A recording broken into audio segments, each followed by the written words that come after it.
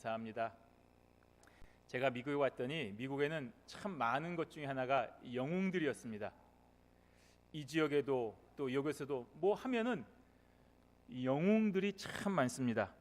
그래서 영웅 참 대단한 일을 했나 보다라고 가만히 살펴보면 글쎄요, 모르겠습니다. 제 기준에 볼 때는 그게 그렇게 큰 일인가? 영웅이라고 불리고 기념할 만큼 정말 큰 일인가? 이게 좀 의아했습니다. 그런데도 여기 있는 사람들은 인정해주고 또 존경해주면서 많은 대접을 해줍니다. 그리고 그 영웅이 혹시 모를 그 약점이 있다고 한다면 그것들을 또 애써 드러내지 않고 감춰주기도 합니다. 근데 여러분, 이 성경에는 영웅이 없습니다. 제가 볼 때는 이 사람 정도면 정말 대단하다, 영웅이다 라고 할 만큼 어마어마한 활약을 했습니다. 그런데도 성경은 그를 영웅이라고 하지를 않습니다. 오히려 굳이 드러내지 않아도 될 그들의 그 약한 모습, 약점들을 일일이 굳이 드러내어서 세세하게 기록을 합니다. 오늘 본문의 엘리야도 그 중에 하나입니다. 엘리야가 누굽니까? 위대한 믿음으로 수많은 기적을 일으켰던 선지자가 아니겠습니까? 게다가 이 땅에서 죽음을 경험하지 아니하고 하늘로 바로 올라간 불세출의 선지자입니다. 이런 사람을 영웅이라고 하자면 누가 영웅이라고 할 수 있겠습니까? 정말 이전에도 없었고 앞으로도 아직까지 없는 정말 전설 중에 전설이 되는 그러한 영웅적인 인물이 엘리야입니다. 그 명성은 갈멜산에서 이방 선지자들과 무려 혼자서 450명의 싸움에서 승리함으로써 그야말로 엘리야라고 하는 최고의 전성기를 보내었습니다. 그리고 그 여세를 몰아서 아합 왕의 절대적인 신임을 가지고 그 아합 왕의 마차와 함께 몇십 킬로미터를 뛰어서 왕궁에 도착하는 초인적인 모습을 보여줍니다. 이제 엘리야를 중심으로 북이스라엘은 엄청난 종교 개혁을 이루고 하나님 앞에 영광을 돌리는 아름다운 정점을 찍는 것만 남았습니다. 그런데 말입니다. 그런 엘리야가 아합 왕의 아내였던 이세벨이라고 하는 한 여인의 한마디 말에 그만 혼비백산하여 떨다가 멀리 남쪽 유다에 있는 광야까지 도망가는 신세가 되어버렸습니다. 저 북쪽에서 개혁을 하다가 남쪽으로 망명하고 저 제주도 꼴짜기까지 갔다는 얘기입니다. 그리고 한 로뎀 나무의 아래 앉아서 스스로 죽기를 구하는 지경에 이르렀습니다. 이 불과 며칠 사이에 일어난 일입니다. 엘리야라고 하는 정말 위대한 선지자의 실제 상황이었습니다. 하늘에서 불이 내려서 여호와만이 참된 신이라고 하는 것을 스스로도 똑똑히 목격했고 3년 6개월이 넘어서 온 나라가 정말 고통에 빠진 가뭄을 해결하며 온 백성의 영웅으로 등극한 사람의 정말이지 드라마틱한 몰락을 보여주고 있습니다. 도무지 이해가 되지 않습니다. 왜 성경 말씀은 그 엄청난 일 위에 바로 이렇게 비참한 모습까지 자세하게 기록을 하고 있을까요? 이해가 안 됩니다. 왜 기록했을까요? 오늘 저와 여러분들이 알아야 되기 때문입니다. 하나님의 위대한 일에 크게 쓰임받은 영웅 엘리야, 그런데 지금은 한 이방 여인의 협박 한마디에 모든 것을 포기하고 광야로 도망가서 절망에 빠져있는 패배자 엘리야, 다른 사람이 아니라 같은 사람입니다. 하나님께서는 이러한 엘리야에게 나타나셔서 지금 위로하여 주시는 것입니다. 천사를 통하여 숯불에 구운 떡과 물을 주셔서 먹이시고 마시게 하십니다. 그리고 하나님의 산 호렙으로 인도하여 거기서 다시 한번 하나님의 말씀을 듣게 하시는 것입니다. 오늘 본문이 그 하나님의 산 호렙산에서 나타나셔서 엘리야에게 하시는 말씀인 것입니다. 신자는 누구입니까? 저와 여러분들은 하나님의 크고 위대하신 일들을 다 경험한 사람들입니다. 아마 몰라도 여러분들은 다 특별한 체험을 간직하고 있는 사람들입니다. 그렇지 않으면 여기서 이렇게 예배드릴 수가 없는 것입니다. 나를 구원하신 하나님의 은혜를 생각하고 날마다 감사하던 시절이 있었습니다. 하나님의 이름만 생각하면, 주님의 이름만 부르면 눈에서 눈물이 나고 견딜 수 없던 시절이 있었습니다. 이 세상을 향하여 하나님의 크신 섭리와 위대한 복음을 선포하면서 금방이라도 나의 말 한마디에 하늘에서 불이 떨어져서 이 악한 세상을 개혁하고 하나님의 나라를 완성하는 그런 충만한 은혜에 사로잡힌 때가 있었습니다. 기도하고 찬송 부르면 샘솟는 은혜로 눈물이 멈추지 않는 시대가 있었습니다. 성경 말씀을 읽어도 또 읽고 싶고 계속하여 읽고 싶어 정말로 시간이 언제 지나간지 모를 때가 있었습니다. 그런데 정말이지 아주 작은 계기, 그 계기로 인하여 그 모든 신앙의 열기가 어느 순간 다 마치 언제 있었느냐는 듯이 없어지는 것을 경험했기도 합니다. 주위 사람들이 원인일 수도 있습니다. 야, 너만 믿냐? 너만 그렇게 열정이야? 하는 말 한마디에 아유, 내가 뭐 좀 너무 별난 것인가? 하면서 그것이 사라질 때도 있습니다. 주위 환경 때문에 그럴 수도 있습니다. 돈을 벌어야 되기 때문에, 공부해야 되기 때문에, 병을 치료해야 되기 때문에 그런 때가 있을 수도 있습니다. 그래서 엘리야처럼 모든 것을 다 포기한 채 그저 조용히 드러내지 않고 교회에 출석만 하면서 천국만 기다리던 때가 있었습니다. 그런 신자에게 하나님께서 오늘 엘리야처럼 위로와 말씀으로 권면하여 주셔서 다시금 그 열정과 사명을 회복하게 해주시는 것입니다. 그 하나님의 말씀은 지금 저와 여러분들이 가고 있는 이 길, 조용히 그저 천국만 가겠다라고 하는 그런 길에서 돌이켜 올바른 길로 행하게 하시는 힘이 있는 것입니다. 오늘 본문 말씀 중에 여호와 하나님께서 틀린 길로 가고 있는 엘리야에게 분명하게 말씀하고 계십니다. 너는 내 길을 돌이키라 하고 있습니다. 너가 가는 길은 그 길이 아니다. 너는 그 길이 아니라 다른 길을 가야 된다. 내가 너에게 가라고 한 그 길을 가야 되니까 내 길을 돌이키라 하고 말씀하고 계십니다. 엘리야 선지자가 꿈꾸는 이스라엘의 변화는 그가 지금까지 행한 것과 같은 기적으로 되는 것이 아니라 오직 하나님의 말씀을 통해서만 가능하다는 것을 깨닫게 하시는 것입니다. 네가 아무리 불을 내려 많은 사람들에게 나를 증거하고 수많은 기적과 수많은 표적으로 사람들의 환호와 관심을 이끌어내어도 그것이 사람을 변화시키는 것이 아니라 오직 하나님의 말씀으로만 가능하다는 것을 깨닫고 다시 돌이키게 하시는 것입니다. 요즘같이 첨단 세계를 살아가는 오늘 저와 여러분들에게도 하나님께서는 똑같이 말씀하고 계십니다. 불과 20년 전만 해도 누가 이렇게 스마트폰을 우리가 모든 사람이 가지고 다닐 것이라고 상상이나 했겠습니까? 지금은 우리가 정말 첨단 세계를 달리고 있습니다. 근데 여러분 한번 생각해 보시길 바랍니다. 저와 여러분에게 첨단이지 하나님께 이것이 첨단이겠습니까? 예나 지금이나 또 앞으로도 인간은 하나님의 말씀에 의지하여 구원의 길을 가야 되는 죄인일 뿐입니다. 이것은 절대로 변하지 않습니다. 아무리 첨단 문명이 되어도 구원의 길을 대신할 수는 없습니다.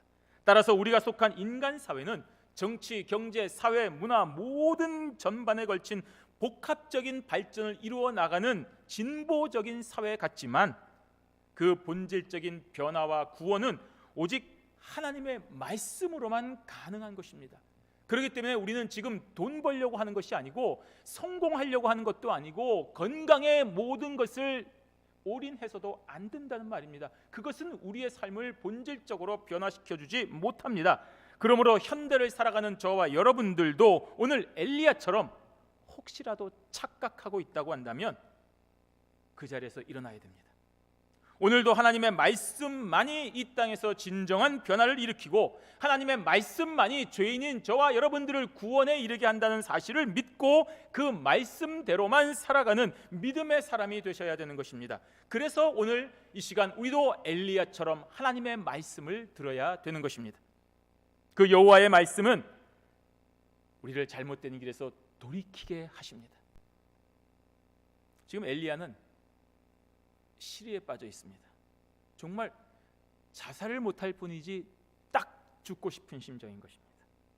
그런 엘리야에게 하나님이 지금 묻고 계십니다. 엘리야야, 너 어찌하여 여기 있니? 9절 말씀입니다. 여호와의 말씀이 그에게 임하여 이르시되 엘리야야 내가 어찌하여 여기 있느냐. 하나님께서 이렇게 물은 것은 엘리야가 어디 있는지 몰라서 묻는 것이 아닙니다. 위치를 묻는 물음이 아닙니다. 북이스라엘의 백성들을 올바른 자리로 이끌어내는 사명을 가진 선지자 엘리야, 너가 왜 그 사역지인 북이스라엘에 있지 아니하고 그곳을 떠나 여기서 이렇게 패배의식에 사로잡혀 죽기를 구하고 방황하고 있느냐 하는 물음이신 것입니다. 그래서 대부분의 성경들은 영역본 성경은 이 질문을 너가 여기서 무엇을 하고 있느냐라고 번역하고 있습니다. 정확한 물음입니다. 이런 하나님의 질문에 지금 엘리야는 어떻게 대답을 하고 있습니까? 그 대답이 틀렸습니다. 내 주위를 둘러싼 환경, 내가 왜 여기 있을 수밖에 없는지 변명하고 핑계를 대고 있습니다. 10절 말씀입니다. 내가 만군의 하나님 여호와께 열심히 유별하오니 이는 이스라엘 자손이 주의 언약을 버리고 주의 제단을 헐며 칼로 주의 선자들을 죽였음이오며 오직 나만 남았거늘 그들이 내 생명을 찾아 빼앗으려 합니다. 그래서 내가 여기 있는 것입니다 라고 하나님께 대답합니다. 이스라엘 자손과 자기가 다르답니다. 열정적으로 정말 하나님 여호와를 향한 열심히 유별하였습니다. 특심으로 하나님이 기뻐하시는 길을 갔습니다. 그리고 그렇게 주의 길을 가다가 다 죽고 오직 나만 남았는데 저 많은 사람들이 나까지 죽이려고 하기 때문에 어쩔 수 없이 내가 도망쳐서 여기까지 와 있습니다 라고 대답을 하는 것입니다. 이 대답이 어떻게 보면 맞는 것 같은데요, 실은 엄살이 들어가 있고 과장이 들어가 있습니다. 이스라엘 백성들이 여호와를 버렸습니다. 그러나 갈멜산에서 나타난 일들을 보고 많은 백성들이 여호와께로 다시 돌아왔습니다. 게다가 국내 대신 오바댜의 고백대로 여호와를 위하여 남은 자가 지금 엘리야 외에도 많이 있다고 했습니다. 그런데도 오직 자기만 남았다고 말하는 것입니다. 하나님을 믿는 사람이 나밖에 없습니다.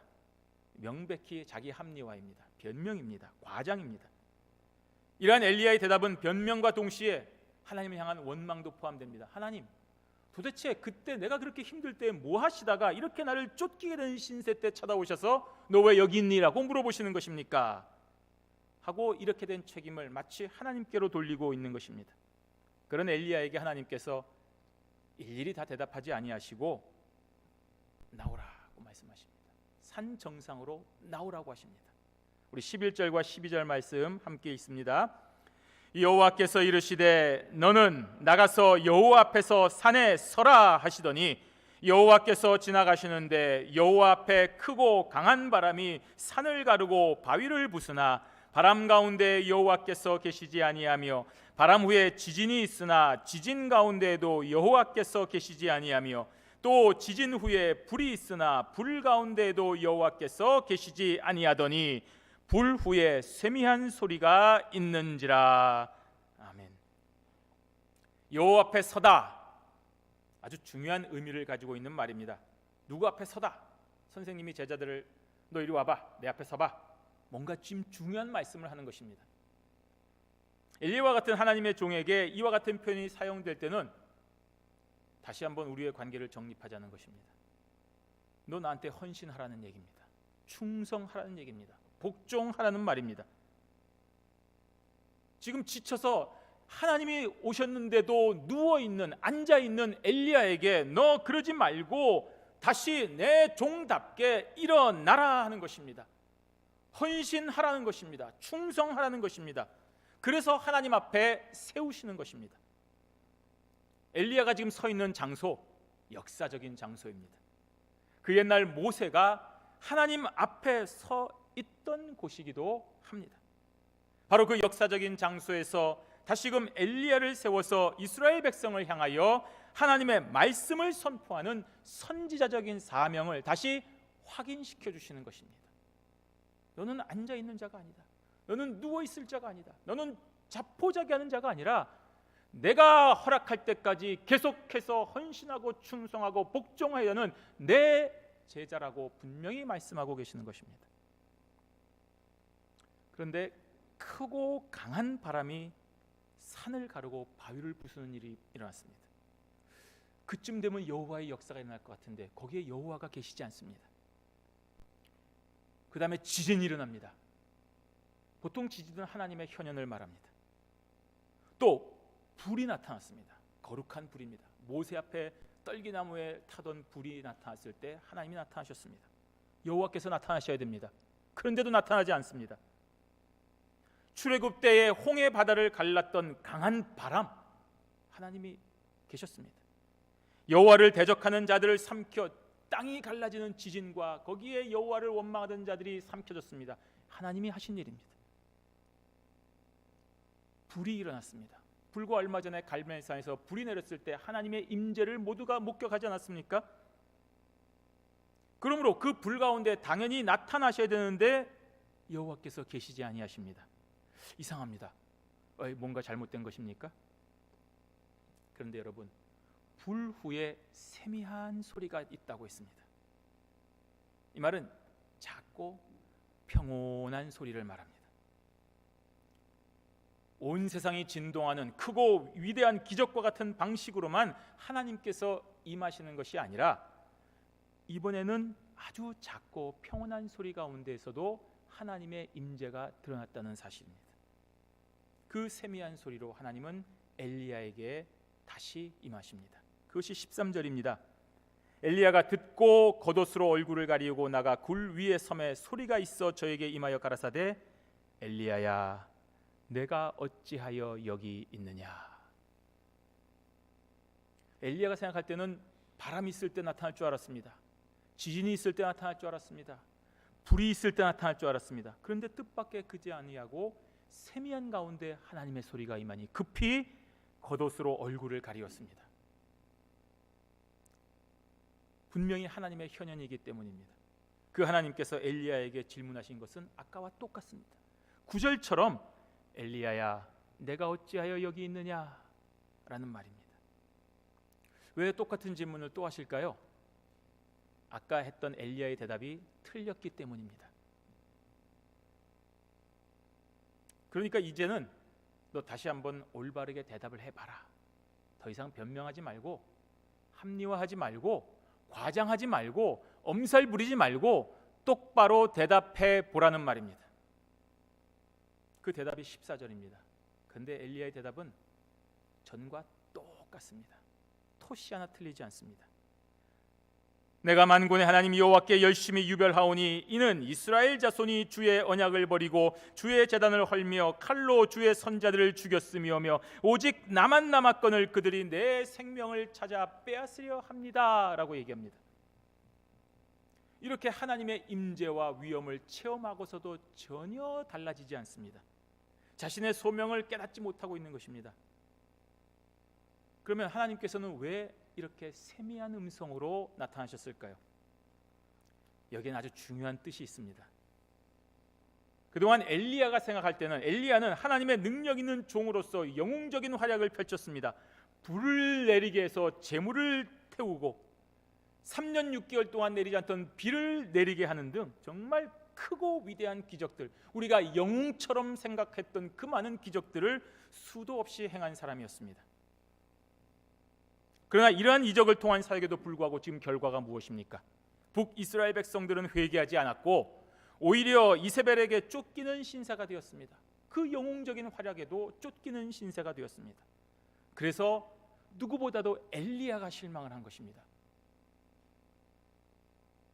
내가 이렇게까지 했는데, 내가 이렇게 위대한 일을 했는데도 불구하고 저들이 도무지 알아주지 않는구나.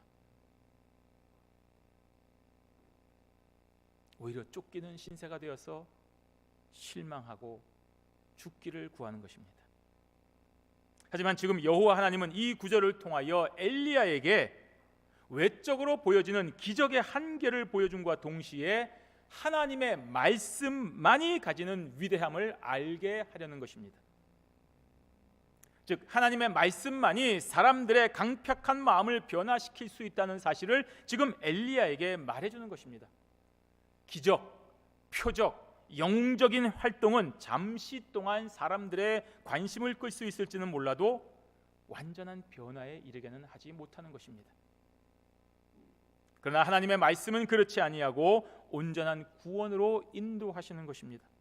그러니 지금까지 너가 알고 있고 너가 또 들어왔고 걸어왔던 길에서 돌이켜서 올바른 길로 가라는 말입니다. 더 이상 강한 바람을 찾지 말고 그 지진이나 불과 같은 것만 찾지 말고 구하지 말고 세미한 가운데 역사하시는 하나님의 말씀, 여호와의 말씀, 그 위대한 말씀에 순종하여 사명을 완수하는 선지자의 길을 가라는 하나님의 말씀인 것입니다.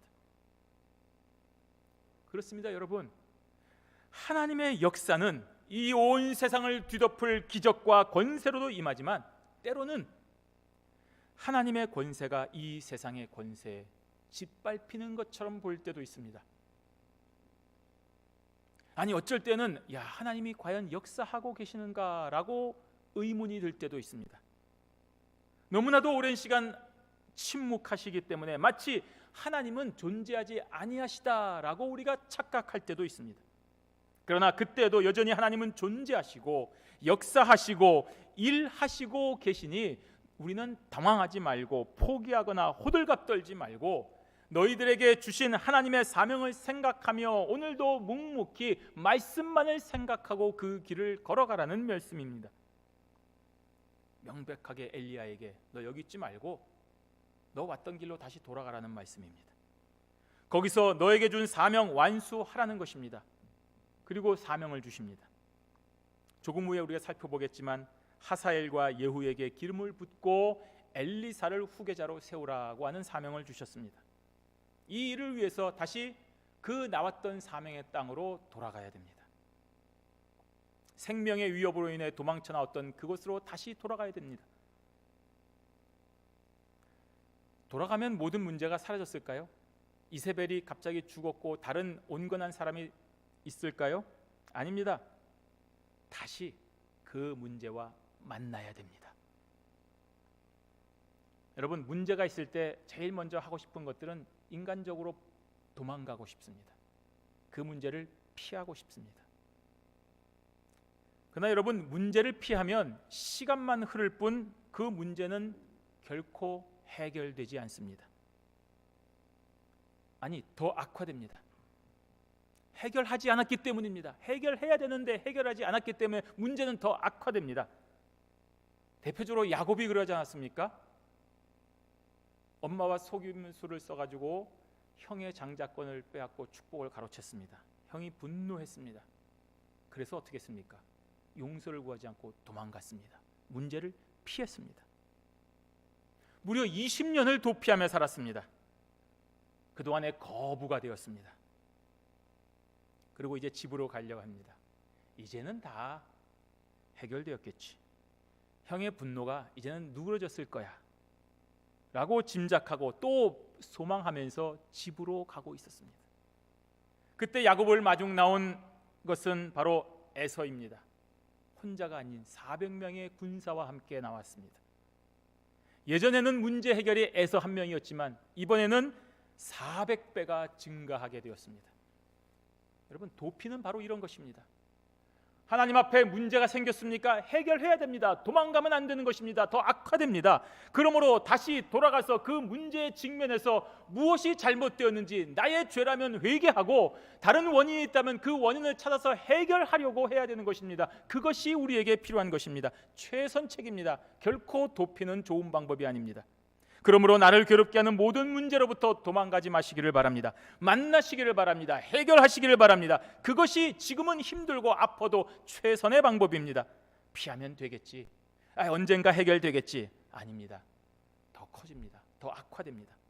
그래서 하나님은 엘리야를 그 실패의 자리에서 그대로 두지 아니하시고 다시 일으키시는 것입니다. 다시 돌이키시는 것입니다. 그래서 더 악화되기 전에 빨리 돌아가서 그 문제를 해결하게 하시는 것입니다. 우리는 엘리야가 2번에 걸친 똑같은 대답을 하는 것을 보고 교훈을 얻어야 됩니다. 그렇구나. 내 생각과 내 형편이 먼저가 아니라 하나님의 말씀이 우선이구나. 내가 가는 길이 아무리 어렵고 힘들어도 절대로 하나님께 원망하며 책임을 전가해서는 안 되는구나 하는 사실을 알아야 됩니다. 왜냐하면 내 수준과 내 사고를 하나님의 수준으로 끌어내리면 안 되는 것입니다.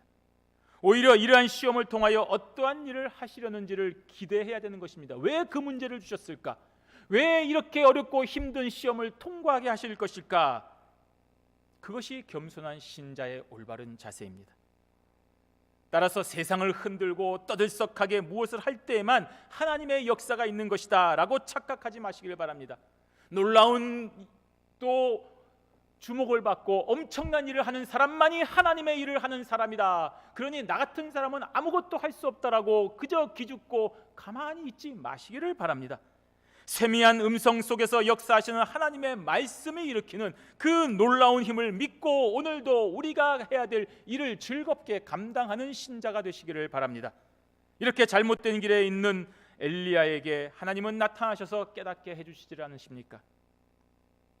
내가 지금 무엇을 하고 있느냐 하는 하나님의 말씀이 오늘 저와 여러분에게도 동일하게 들릴 때가 있습니다. 여러분 지금 과연 그 자리에서 뭘 하고 계십니까?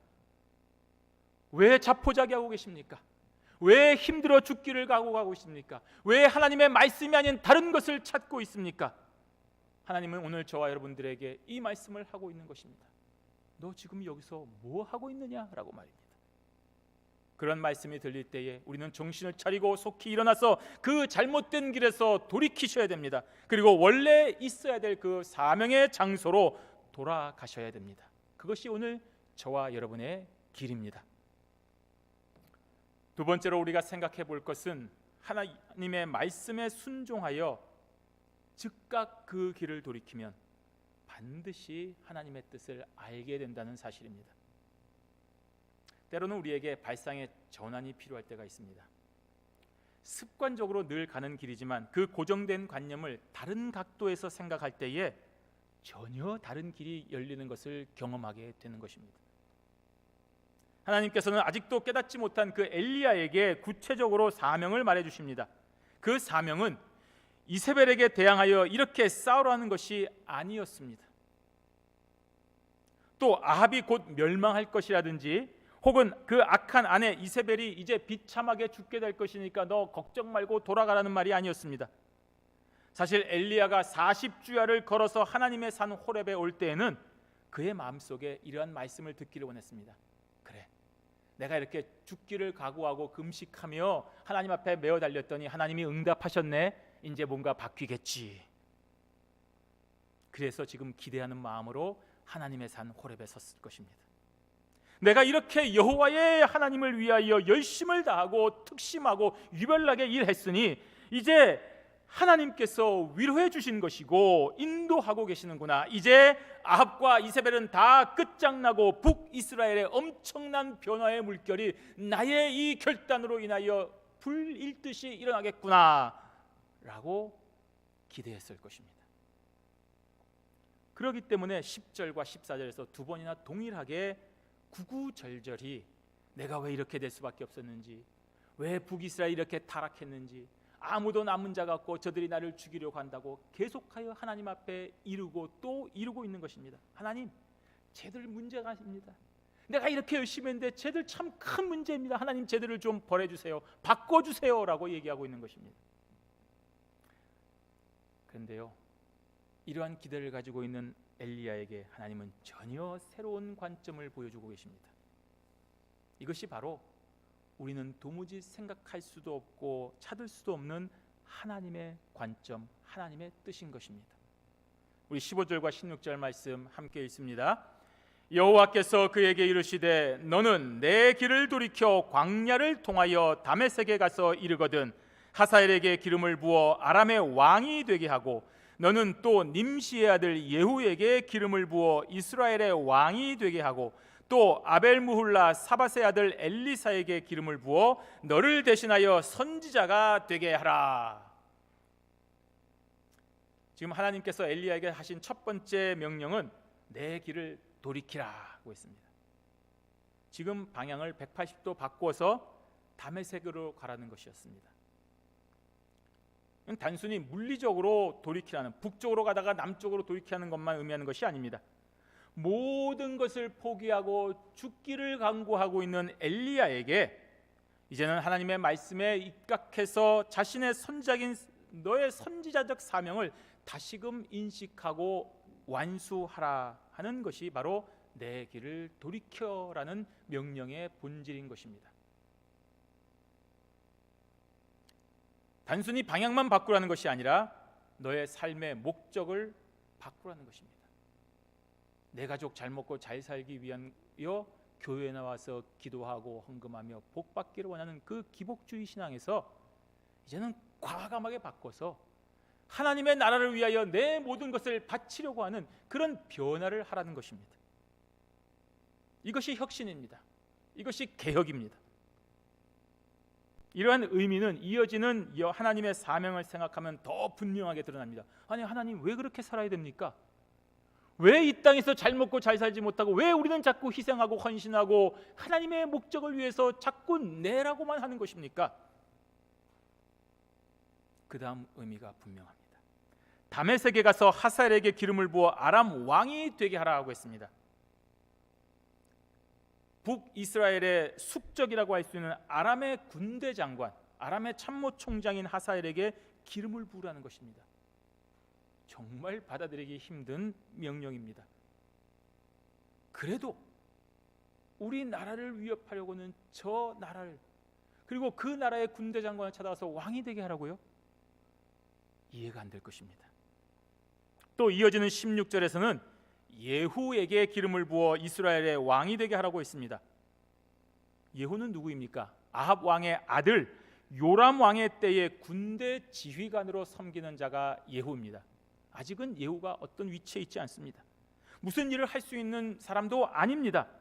실제로 이 예언이 주어진 후에 무려 14년 후에 그 예후가 쿠데타를 일으켜서 요람을 비롯한 아합의 가문을 다 멸해버리고 이스라엘의 10대 왕이 되었습니다.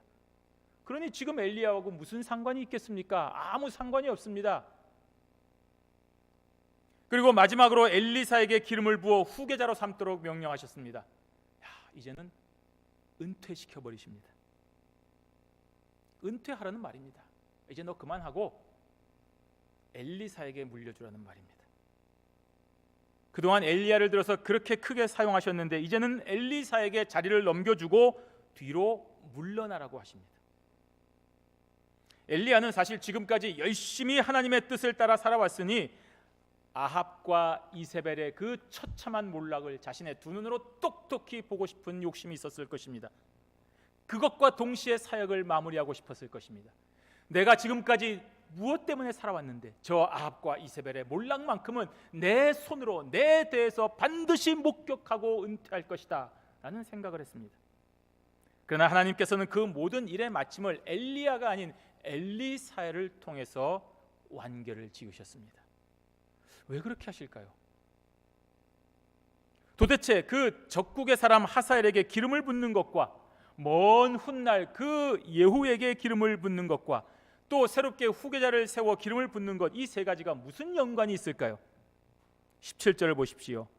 하사엘의 칼을 피하는 자를 예후가 죽일 것이요 예후의 칼을 피하는 자를 엘리사가 죽이리라.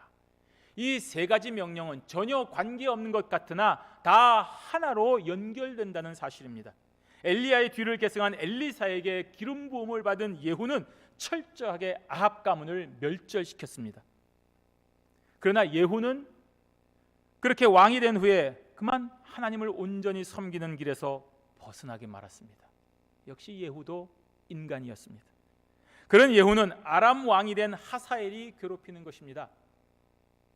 엘리야에 의하여 기름을 부음 받은 하사엘과 예후와 엘리사는 각각 하나님의 도구가 되어서 사용된 것입니다. 아마도 어떤 사람은 내가 이렇게 하나님의 사용을 받는 도구가 되었다라고 깨닫고 있었을 것입니다. 또 어떤 사람은 내가 하나님의 일에 쓰임받는 도구가 되었다는 사실을 전혀 알지 못하고 사용을 받았습니다. 이것이 하나님께서 일하시는 방식입니다. 하나님이 저와 여러분들에게 그런 것을 다 알려주지 않습니다. 또 설명할 이유도 없습니다. 우리가 또 깨닫지도 못합니다. 그러므로 엘리야는 이제 자신이 뭔가를 하겠다, 나의 영웅적인 활약, 나의 눈으로 나의 대에서 끝내는 그러한 자신의 방식에서 돌이켜서 하나님의 말씀에 온전히 순종하였을 때 비로소 하나님의 뜻을 깨닫게 되었던 것입니다. 그렇습니다, 여러분. 어찌 보면 우리는 이 세상에서 우리의 삶이 하나님의 약속하신 대로 되어가지 않는다 하여 낙심하거나 믿음을 저버릴 때가 있습니다. 역시 하나님은 나를 사랑하지 않으시는구나. 역시 하나님은 나에게 이것을 허락하지 아니하시는구나. 역시 하나님은 나하고 상관없으신 분이구나. 여러분, 그것은 믿음이 없는 일입니다. 그런 어리석은 행동을 하지 말아야 됩니다. 지금 당장 우리는 알지 못하나 하나님은 한치의 오차도 없이 그 약속하신 모든 것을 다 이루십니다. 창조주 하나님이시기 때문입니다. 전능자 하나님이시기 때문입니다. 그 하나님께서 약속하신 언약 때문입니다. 하나님의 언약은 그 성포가 바로 성취인 것입니다. 지금까지 성경 말씀이 그 분명한 증거 아니겠습니까? 따라서 우리 믿음의 선진들이 하나님의 말씀에 무조건 순종하는 삶으로 우리에게 그 길을 밝히 보여주고 있습니다. 증거하고 있습니다. 따라서 하나님의 말씀 앞에서 우리는 겸손해야 됩니다. 야, 도무지 이해가 안 된다. 에이, 어떻게 이렇게 하는가? 그러면 안 됩니다. 그러면 하나님의 뜻을 볼 수 없습니다. 순종할 때에만 하나님의 뜻을 알 수 있습니다. 어떻게 내 아들을 죽이려고 하느냐? 그런 하나님은 내가 도무지 받아들일 수 없다라고 불순종하면 그 말씀의 본질을 깨닫지 못하는 것처럼 우리는 순종할 때에만 하나님의 뜻을 알 수 있는 것입니다. 여러분, 우리가 지금 믿음의 3일길을 통과하고 있지 않습니까? 하나님 앞에 분명하게 순종해야 될 3일길입니다. 이렇게까지 낮추시고 이렇게까지 망하게 하시고 이렇게까지 우리를 겸손하게 하시는 그 분명한 뜻을 깨달아야, 그래도 순종해야 하나님이 나에게 주시는 이 고난과 시험을 통과하고 알 수가 있는 것입니다. 그러면 나를 향하신 하나님의 놀라운 계획을 비로소 알게 되는 것입니다. 그러므로 내 생각과 내 수준에서 알 수 있고 받아들일 수 있는 것만 순종하고, 그렇지 않은 말씀은 에이, 이렇게까지 어떻게 내가 섬길 수가 있을까 하고 불순종하거나 뒤로 보류하는 어리석은 자가 되지 마시기를 바랍니다. 신자답게 하나님을 온전히 믿고 그 하나님의 말씀에 전적으로 순종하셔서 하나님의 위대하신 계획에 모두 다 사용되는 복된 성도들이 되시기를 바랍니다. 사랑하는 성도 여러분, 18절을 보십시오. 우리 함께 18절 말씀을 읽겠습니다. 그러나 내가 이스라엘 가운데 7,000명을 남기리니 다 바알에게 무릎을 꿇지 아니하고 다 바알에게 입맞추지 아니한 자니라. 아멘. 이 당시 북이스라엘은 바알과 아세라를 숭배하는 악한 시대였습니다. 마치 저 북한처럼 악한 시대였습니다.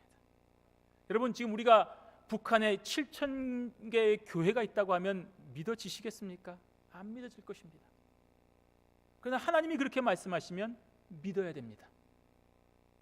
오늘 바알에게 무릎을 꿇지 아니한 자가 7,000명이나 있다는 사실은 정말 놀라운 말씀입니다. 당시 아합에게 정말 절대 신임받던 국내 대신 오바댜가 정말 자기의 목숨을 걸고 자기 인생을 다하여 힘을 다해 숨겨놓은 신자가, 그 선지자가 겨우 100명이었습니다.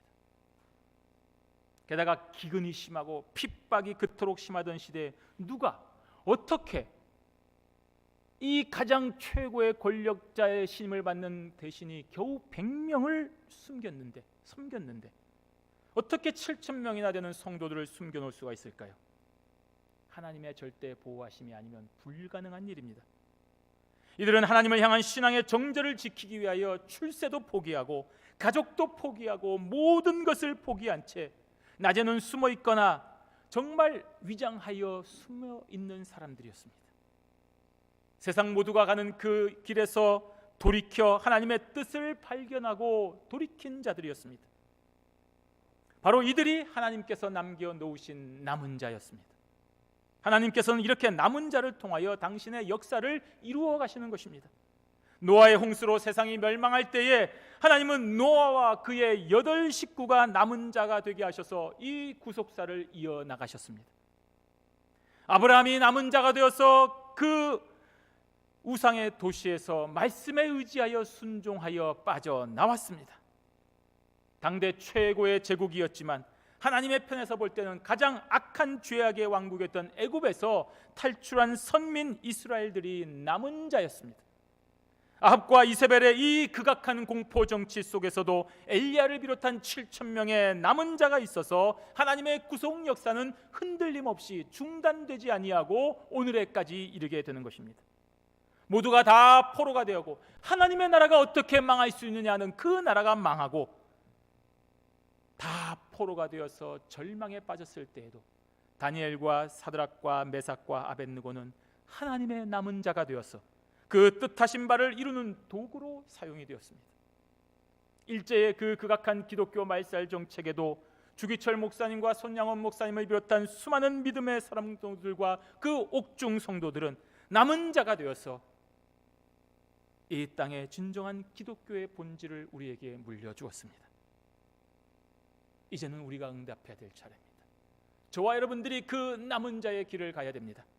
오늘날과 같이 이 음란하고 타락하고 반기독교의 물결이 거셀 때에도 여전히 저와 여러분을 비롯한 수많은 이 땅의 남은 자들은 그럼에도 불구하고 하나님을 진실로 경외하며 오늘도 주어진 가정과 직장과 학교와 그 광장에서 여호와 신앙의 정절을 지키며 하나님의 구속사를 우리의 몸으로 이어가고 있지를 않습니까?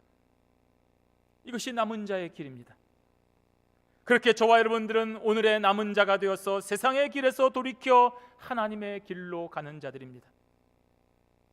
우리만 있지 않습니다. 하나님은 오늘 이 세상의 길에서 돌이켜 하나님의 길로 가는 자들이 우리 말고도 7,000명이나 있다고 했습니다. 이 위대한 상징적인 숫자 7,000명이 우리와 함께 있습니다. 이렇게 무수히 많이 남은 자들이 오늘 이 세상 곳곳에 하나님의 명령을 받아 움직이고 있다는 것을 기억하고 오늘도 세상의 지식이나 재물이 아닌 오직 여호와 하나님의 말씀만을 의지하여서 우리가 가진 자리에서 벌떡 일어나 세미한 가운데 울리는 하나님의 말씀만을 믿고 순종하고 따라감으로써 오늘도 담대하게 복음을 전하는 일에 쓰임받는 위대한 경향의 성도들이 되시기를 주님의 이름으로 축원합니다. 아멘.